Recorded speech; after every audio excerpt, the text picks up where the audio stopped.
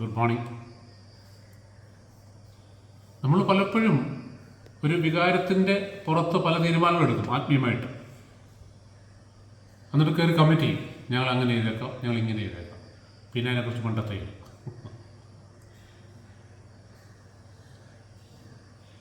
വചനം പറയുന്നത്, നിങ്ങളൊരു ഗോപുരം പണിയാൻ പോകുമ്പം അതിനുള്ള വക നിങ്ങളുടെ അല്ലെങ്കിൽ അതിനുള്ള പൈസ നിങ്ങളുടെ ഉണ്ടോ എന്ന് ആദ്യം ഇരുന്ന് കൗണ്ട് ചെയ്യണം. അതിന് ശേഷമാണ് അതിനിറങ്ങാൻ. ഒരു യുദ്ധത്തിന് പോകുമ്പം അവരെ ജയിക്കാൻ പറ്റുന്ന ആൾ നിങ്ങളുടെ പക്കത്തുണ്ടോ എന്ന് നിങ്ങൾ പരിശോധിക്കണം. അതിനുശേഷമേ യുദ്ധത്തിന് ഇറങ്ങാവൂ. എന്ന് പറഞ്ഞു കഴിഞ്ഞാൽ കർത്താവിന് വേണ്ടിയിട്ട് ഒരു തീരുമാനം എടുക്കുമ്പോൾ ചുമ്മാ കയറി ജഡത്തിൽ എടുക്കരുത്. പരിശുദ്ധാത്മാവിനോട് ചോദിച്ച് പ്രാർത്ഥിച്ച് പരിശുദ്ധാത്മ പ്രേരണ തരുവാണെങ്കിൽ നമ്മളെ കൊണ്ട് പറ്റും എന്നുണ്ടെങ്കിൽ മാത്രമേ ആ തീരുമാനം എടുക്കാവൂ, അല്ലെ അനൗൺസ് ചെയ്യാവൂ. അല്ലെങ്കിൽ എന്താണെന്ന് ചോദിച്ചു കഴിഞ്ഞാൽ കർത്താവും നമ്മൾ അംഗീകരിക്കുന്നില്ല. കാരണം കർത്താവ് നമ്മുടെ ഹൃദയത്തെ അറിയുന്നു. കർത്താവ് വിശ്വസിക്കത്തില്ല, നമ്മൾ വിശ്വസിക്കും. ഒരാൾ നിരന്തരമായിട്ട് നമ്മളോട് പല കാര്യങ്ങളും ഞങ്ങൾ അങ്ങനെയാണ് ഞങ്ങൾ ഇങ്ങനെയാന്ന് പറഞ്ഞു, അല്ലെങ്കിൽ ഒന്നും പേടിക്കണം ഞങ്ങളുണ്ടെന്ന് പറഞ്ഞു, സമയമാകുമ്പോൾ ആളെ കാണത്തില്ല. നമ്മൾ 1, 2, 3 പ്രാവശ്യമൊക്കെ നമ്മൾ നോക്കും, ശരിയായിരിക്കും, പറ്റി കാണുകയില്ല. പിന്നെ നമ്മൾ വിശ്വസിക്കും. ഞാൻ വിശ്വസിക്കത്തില്ല. കാരണം ക്രെഡിബിലിറ്റി ഇല്ല. കാര്യം ശരിയാ പറഞ്ഞു, പിന്നെ ചെയ്യോ പറ്റിയില്ല. എടാ പറ്റുകയില്ലെങ്കിൽ എന്തിനാ ഈ പറയുന്നു? ചില സാഹചര്യത്തിൽ നമുക്ക് പറ്റാറില്ല, അതിന് ഞാൻ എതിരല്ല. പക്ഷെ സ്ഥിരമായിട്ട് പറ്റാതെ വരുമ്പോഴോ? അപ്പം നമ്മൾ പറയുന്നതിന് മുമ്പ് നമ്മൾ ഒരു മിനിറ്റ് 2 മിനിറ്റ് എടുത്തൊന്ന് ആലോചിക്കണം. എൻ്റെ സാഹചര്യം ഇതാ, എന്നെ കൊണ്ട് ഇത് സാധിക്കുമോ ഇല്ലയോ?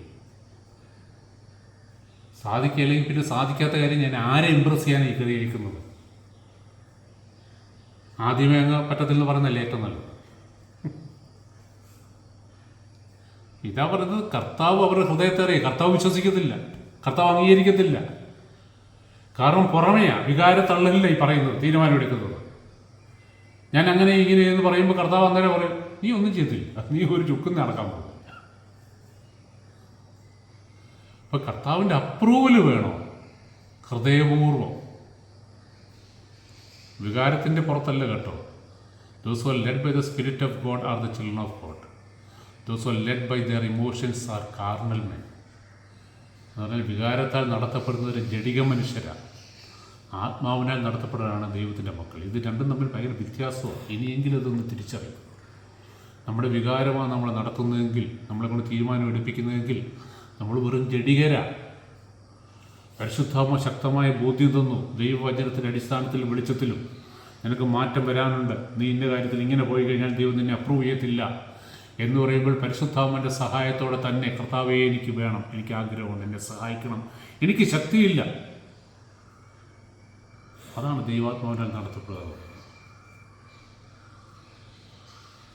ഞാൻ ഒരു 2 തിമോത്തി 2:15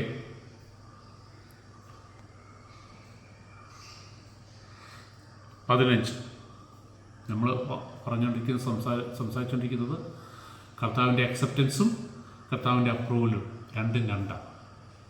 കർത്താവ് അക്സെപ്റ്റ് ചെയ്യുക എന്ന് പറയുന്നത് ഒരു കാര്യം, കർത്താവ് അപ്രൂവ് ചെയ്യുക എന്ന് പറയുന്നത് ഒരു ഹയർ ലെവലാണ്. കർത്താവിൻ്റെ അടുത്ത് വന്ന് ആരെയും കർത്താവ് തള്ളിക്കളഞ്ഞിട്ടില്ല കേട്ടോ. അവരെ വിശ്വസിച്ചില്ലെങ്കിലും കർത്താവ് തള്ളിക്കളഞ്ഞില്ല. പക്ഷേ കർത്താവിൻ്റെ ഹൃദയം അറിഞ്ഞിട്ടായിരുന്നു. എന്നാൽ ചിലരെ കർത്താവ് തിരഞ്ഞെടുത്തു. എന്നാന്ന് വെച്ചാൽ കർത്താവിൻ്റെ അപ്രൂവൽ, ഇവർ കൊള്ളാം, ദേ ആർ ട്രസ്റ്റ്വർത്തി, വിശ്വസ്തരം. ഇവരൊരു കാര്യം ശരി, ഇവർ പെർഫെക്റ്റ് ഒന്നുമല്ല, പക്ഷേ ഇവർ വിശ്വസം, നമുക്കൊരു കാര്യം പരമേൽപ്പിക്കാൻ പറ്റും. ഞാൻ നേരത്തെ പറഞ്ഞിട്ടോ, ഞങ്ങൾ എൻ്റെ കൊച്ചസിൻ്റെ ഒരു മാനേജറുണ്ട്, അനിൽ, കോൺട്രാക്ടറാണ്. കോൺട്രാക്ടറും കൊച്ചസിൻ്റെ ഒരു കാര്യങ്ങളൊക്കെ ചെയ്യുന്ന ഒരു മാനേജറുമുണ്ട്, അനിൽ എറണാകുളം സ്വദേശി.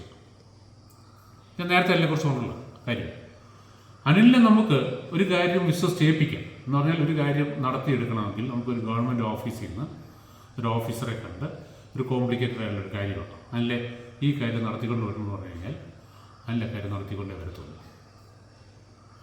അല്ലെ ഒരു കാര്യം ഓർഗനൈസ് ചെയ്യണം, അല്ലേ നമുക്കിതുപോലെ കാര്യങ്ങളെല്ലാം ഒന്ന് കറക്റ്റായിട്ടൊന്ന് ഓർഗനൈസ് ചെയ്ത് തരണം. ഒരു മീറ്റിംഗ് ആയിട്ട് എന്തെങ്കിലും ആയിട്ട് അതിന് വേണ്ടുന്ന മുഴുവൻ കാര്യങ്ങൾ അനിലിൻ്റെ അടുത്ത് പറഞ്ഞു. നമ്മൾ പിന്നെ വേറെ ആരും പറയുന്നുണ്ട്, അനിലിനെ ഏൽപ്പിക്കുക, അല്ലാതെ നല്ല ഭംഗിയായിട്ട് ഓർഗനൈസ് ചെയ്യും. അതേസമയം വേറെ ചില ആൾക്കാർ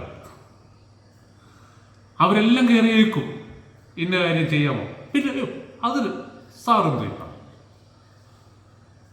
ചെയ്യാമല്ലോ അല്ലേ, സാർ ഉറപ്പാണ്, സാർ ഒന്നും അറിയണ്ട, സാറ് വീട്ടിൽ പോയിരുന്നു, ഞങ്ങളെല്ലാം ചെയ്തോളാം.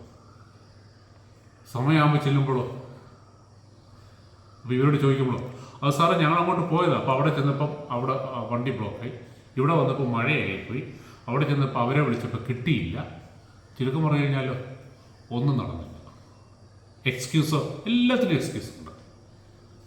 ചില ആൾക്കാർ നമ്മൾ തുടക്കം എന്തായാലും നമ്മൾ വിളിച്ച് പറയുമ്പോഴേ നെഗറ്റീവാണ് ഇങ്ങോട്ട് പറയുന്നത്. അത് നടക്കും തോന്നില്ല.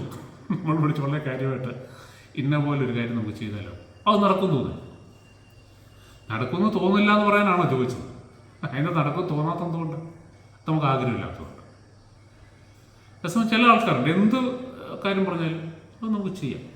ചെയ്യാൻ വെറും പറച്ചിലല്ല, അവരതിനുള്ള വഴികളും ആ കാര്യങ്ങളും അവർ തപ്പിപ്പിടിക്കും. അതിനുവേണ്ടി ഹാർഡ് വർക്ക് ചെയ്യും, അവർ ഡെഡിക്കേറ്റ് ചെയ്യും. അങ്ങനെ ഒരാളാണ് അനിൽ. അതുകൊണ്ട് അനിൽ നമുക്ക് എന്ത് കാര്യവും വിശ്വസിപ്പിക്കും. അനിലൊരു ക്രെഡിബിലിറ്റി, അനിൽ വലിയ സന്തോഷമാണ് ചെയ്യുന്നത്. അനിൽ പറയുന്നത് നമ്മളെ ഒരാൾ വിശ്വസിച്ചില്ല സാറേ, അതാണ് ഏറ്റവും വലിയൊരു അംഗീകാരം എന്ന് പറയുന്നത്. അവർക്ക് വേണ്ടി ചെയ്തു കൊടുക്കുമ്പോൾ നമുക്ക് കിട്ടുന്നൊരു സന്തോഷം, അവരുടെ ഒരു സന്തോഷം, അതാണ് ഏറ്റവും വലിയ അംഗീകാരം. എന്ന് പറഞ്ഞതുപോലെ കർത്താവ് നമ്മളെ അംഗീകരിക്കുന്നെങ്കിൽ ഇവൻ നല്ലവനാണ്, വിശ്വസ്തനാണ്, ഇവനൊരു കാര്യം ഏൽപ്പിക്കാൻ പറ്റും, ആ കാറ്റഗറി വരുമോ നമ്മൾ? അതോ നമ്മൾ എല്ലാ മീറ്റിങ്ങിലും നമ്മൾ ഒത്തിരി തീരുമാനങ്ങൾ എടുക്കും, വിളിച്ചു പറയും, നമ്മൾ വലിയ വാചകം ഒടിക്കും, ഞങ്ങൾ അങ്ങനെയും ഞങ്ങൾ ഇങ്ങനെയും, അതിനുശേഷം അങ്ങോട്ട് ഇറങ്ങുമ്പോഴോ ഇതെല്ലാം മറക്കും. ചോദിക്കുമ്പോഴോ അത് പറ്റിയില്ല, ഞങ്ങൾ ഓർത്തതാ ചെയ്യണമെന്ന്, പക്ഷെ തിരക്കായിപ്പോയി, അല്ലെങ്കിൽ അങ്ങനെയായിപ്പോയി ഇങ്ങനെയായിപ്പോയി, എന്തോ ചെയ്യാൻ, ഞങ്ങളിപ്പോൾ എന്തോ ചെയ്യാൻ, അത് നമ്മുടെയാണ് കുറ്റം പറയുന്നത്.